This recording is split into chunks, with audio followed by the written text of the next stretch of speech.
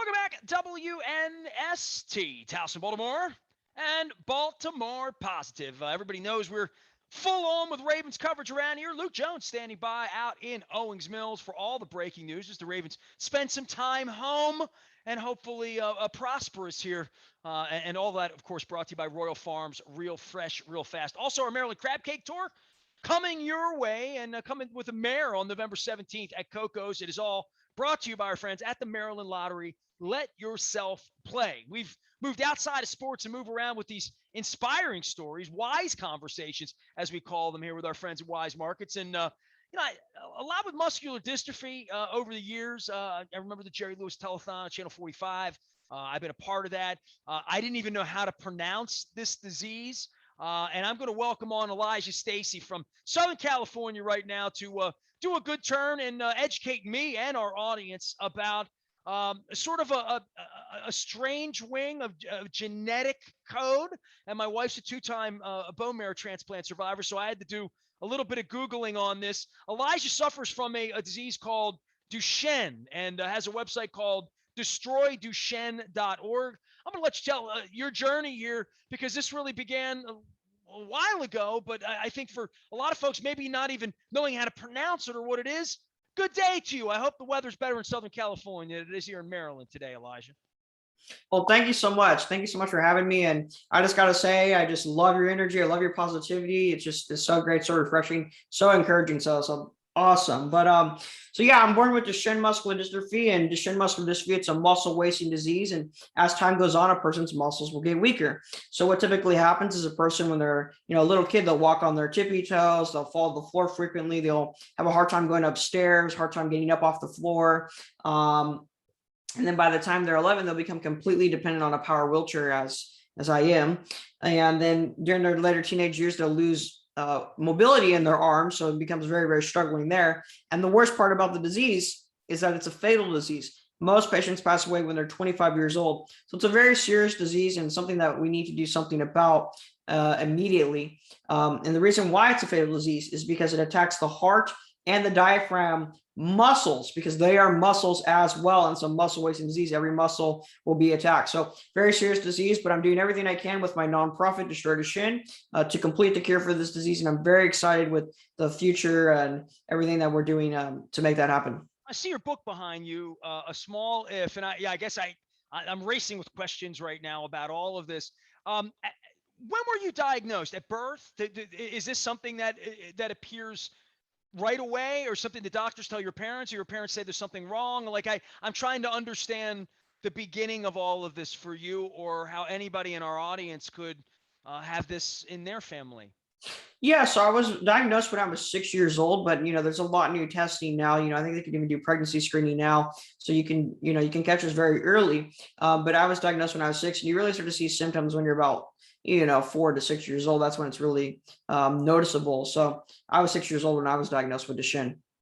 So you get this diagnosis. How new of a disease is this? I mean, when were the first diagnoses when they understood what it is and more about it?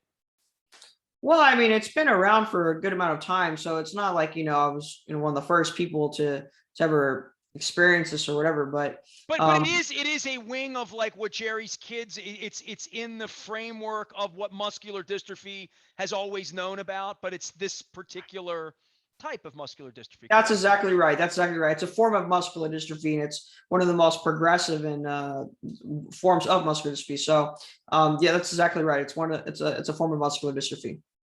So, my wife's diabetic and she's had 2 bone marrow transplants. So, and I'm not scientific. I mean, you're going to, I own a radio station and really don't know how it works other than I talk and it goes out, but I would say for genetic code and for meds and big pharma, and more than that, just research that we do in this country, we've made incredible strides. I mean, just in the 2 decades for my wife, just seeing how her diabetes is treated and how she had leukemia twice, and a guy across the world saved her life here at Hopkins by sending bone marrow. So, I mean, these incredible, I've been a part of it. It's one of the reasons I don't talk about sports all day, every day, is to talk to people like you and say, wise conversations. How do we learn a little bit more about this? I would say the genetic part of this, and I've been on your website, I'm trying to understand a cure and understand that generationally, 50 or 100 years from now, this work you're doing is so foundational in saving lives? Yeah, so when you look at the disease, it is an error within your genetic code. So to really make this really simple, I think imagine you have a book, for example, okay, and you're reading the page, and on the page it says, "I went to red." That doesn't make any sense. But if we were to change the R in red to a B, "I went to bed" is now what it says. It would make sense, and so the reader can read it, and the sentence functions as it's supposed to because now you understand the message that they're trying to One communicate. letter, everything's different, right? Exactly. It could be that small and it can mess everything up. It could You one should teach letter, math. One digit, right? one, and that's the difference between walking and not walking, right? Living a long life and not living a long life. And that's what Duchenne is, right? And in some cases it's more than just one letter and other things like that. But for this example, we'll go with this. But the good news is this is that there's things such as gene editing like CRISPR, which is really starting to get more recognition now, that allows us to edit our DNA code and fix those spelling errors, if you will. And that's a great thing. And that's what I'm trying to advance into human practice. And if we do that, it can not only help Duchenne, but it can help all these other genetic diseases as well that are the result of a spelling error. And so I'm very, very, very optimistic and very hopeful and very encouraged by the science that I see taking place right now. And I truly believe that we're entering the golden age of medicine, and I want to help usher it in. And I'm doing everything I can to usher in the golden age of medicine. I love when people talk about science on my program, especially given where we've been here the last 5 years in our culture. Elijah Stacy's here. He is set out to destroy Duchenne. You started a GoFundMe, and so you've lived with this your whole life. I'm trying to do the math on this. All this century. And in 2017, I'm sure you were a cute kid, and people, worried about you and loved you. And then you grow old enough to actually do something about this and fight and make people aware and do crazy guys radio shows in Baltimore and like all of that.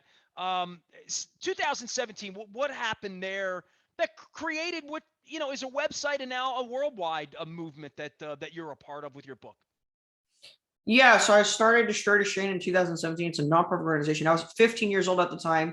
I wanted to do something great for the world. I didn't know what it was at the time. You're I out where? wanted Riverside, California, right? I want to make That's sure correct, Riverside, California. Yep. okay.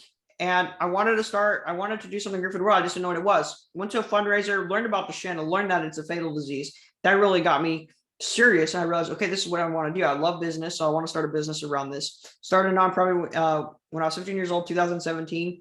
And the rest is history. That's where it started. And then when I was 16 years old, I started writing a book, finished it when I was 17 years old, just published it 2 weeks ago, and I'm 20.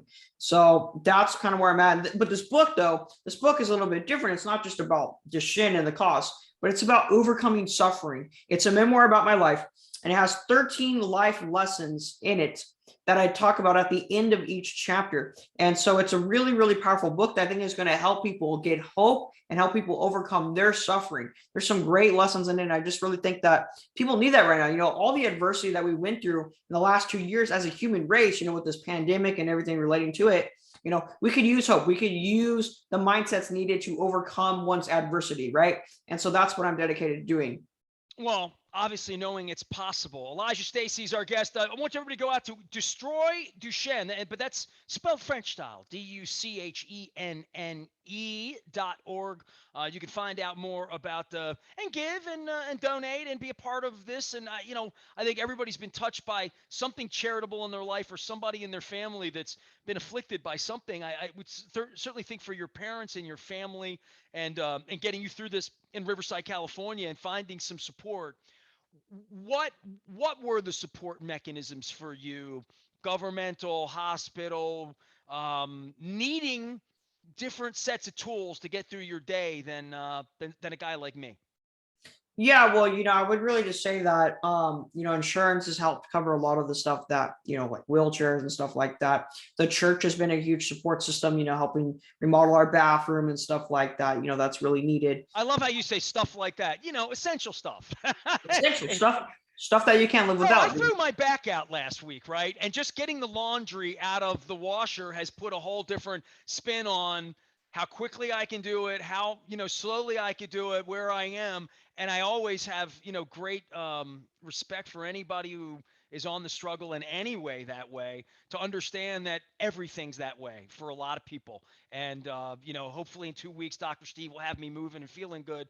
For folks like you, it's a whole different set of stuff that just is stuff. But a wheelchair is not stuff. It's like these glasses and my ability to see you right now, right? Yeah, no, it's something that you can't live without it, right? Like you need those glasses to be able to see. I need this wheelchair to get around. These are essentials, and so you're exactly right. Well, hey man, good luck to you. Can people get the book? Tell me a little bit more about getting in touch with you and the things you're doing. I have a feeling you speak in front of people, Elijah. Maybe you come and inspire people with these 13 life lessons. Yeah, I do public speaking quite a lot, but you can follow me on Instagram, Twitter, TikTok, Elijah J Stacy on all those platforms. And if you want to connect with me personally, you can go to my website, my personal website, ElijahJStacy.com. And there, I have a forum for public speaking. If someone wants me to come speak there, or if they want to write me a message, ask me a question, whatever it is, you can learn more about me on my personal website, ElijahJStacy.com. Well, I know And one if of you your want to get my people. book, if you want to get my book as well, A Small If, it's available on Amazon. A Small If. Well, I would say this for, trying to find the cure, right? Like that's the most important thing. And I look up on your website, Complete the Cure. Um, does it feel like there's been breakthroughs in this space where people get, I know about like cannabis giving comfort to people in pain. I'm talking about structure. I'm talking about things that have really, that are going to elongate your life, or your freedom, or your strength. Things that are breakthroughs. I don't know what else to say. Where Sure. is Yeah, the yeah, yeah. science? Yeah, like I said, gene editing, I feel really optimistic about it. And let me just really go more into that. They've already done it on mice that have Duchenne muscular dystrophy, and it's worked. We've done it on dogs, and it's worked. We've even took a human heart cell with a patient with Duchenne, took it out, put it outside, edited it, and it worked. It stopped the progression of the disease. That right there is very encouraging Where's this because being done? What hospital? Who's doing this work? Is it here in America? yeah, all over the world, but a lot of it is taking place in America. This is happening in scientific labs and stuff like that. Nice, dude. Well, hey, I appreciate the education on this, and good luck to you, right? And if you make your way this week, or this way at some point, being a high-paid spokesperson and inspiring folks, I want to come and hear about your 13. Give me number one. You get 13. Just give me one. Baker's Uh, dozen. my favorite or just the first one? Your favorite. My favorite. It's very hard to say, but one that I think people need to really hear right now is that economy of control. And that lesson basically says to focus on what you can control, disregard what's not in your control. But the key to the lesson is a majority of things are not in your control. There's a difference between influencing something and controlling it. Controlling it is determining the outcome. Influencing it is trying to, affect change, but you're not able to determine the outcome. So very, very important. For example, let me just break this down. For example, I can be very nice to someone. I can be interested in them. I can be polite, all those things, and influence them to try and like me, but I can't control if they like me or not. They may not like anybody for that matter. So they might not like me because I'm anybody, right? So that's a very important lesson of that economy of control. Focus on what you can control, disregard what you cannot control. Well, there's one lesson already, free of charge. Elijah Stacy joining us here. DestroyDuchenne.org is the way to do that, and contributing to the course. Hey, thanks for making us smarter and contributing to our wise conversations today, and giving us some wisdom from out in Riverside. And hope to get back out there to LA. I hear they're going to play a Super Bowl, in February. We got a number 8 in the purple. It was pretty good. So either way, I'll be out there for the Super Bowl. So good to get back to California, man. Take care of yourself out there. Stay safe, all right? Thank you. Thank you so much. It's been an honor to be here. Thank you. Oh, my pleasure. My pleasure. A Small If is the book. The Story Duchenne is the website. Elijah Stacy, my guest here. Another wise conversation. Inspired by my friend Bill Cole and Cole Roofing and Gordian Energy. Said, man, you got to have people like Elijah on the program tell some new stories after my wife was battling, and we did it so much. There goes my hero here locally. So there you have it. By the way, Luke's still out in Owings Mills doing the Ravens thing, and I'm certainly going to be doing the Maryland Crab Cake thing each and every Friday. It's all powered up by the Maryland Lottery. Let yourself play. We're going to be this week at Nick's Grandstand Grill. Last week we were at Mother's down in Federal Hill. We had to move the show when the mayor was diagnosed with COVID. We're doing that on November 17th now at Coco's Pub in Lauraville. I am Nestor. Very easy to find me. Facebook, Twitter, LinkedIn, Snapchat, Instagram, anywhere you are. We are WNST, AM 1570, Towson, Baltimore. And we never stop talking Baltimore positive.